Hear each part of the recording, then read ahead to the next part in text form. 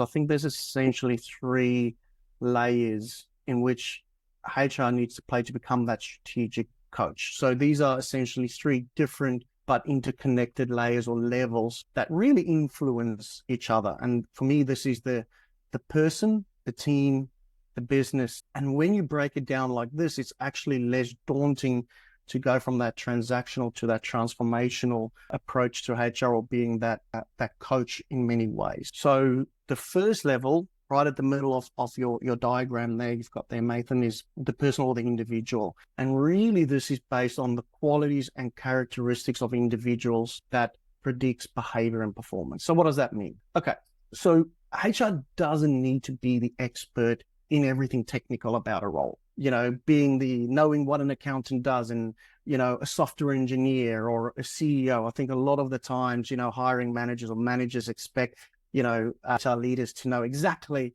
what an accountant and software engineer does. No, that's your job as the manager, right? You need to tell HR. What I think and truly see the evolution of HR is in that strategic coach, in the expert in human behavior. See, performance, whether that's individual or team performance, which we'll get to, but if I think about individual performance, it's all about predicting future behavior. And of course, the best predictor of future behavior and therefore performance is past behavior and performance. So if HR can understand what motivates an individual, what motivates someone, what demotivates them, how they go about problem solving, the type of work they prefer and like to do and want to do, you can get a pretty good understanding of what the future behavior and therefore the performance of that individual is going to be within the context of work, right? So how they will interact with others, how they will enjoy the work and the task that you've given them and the role that you've given them,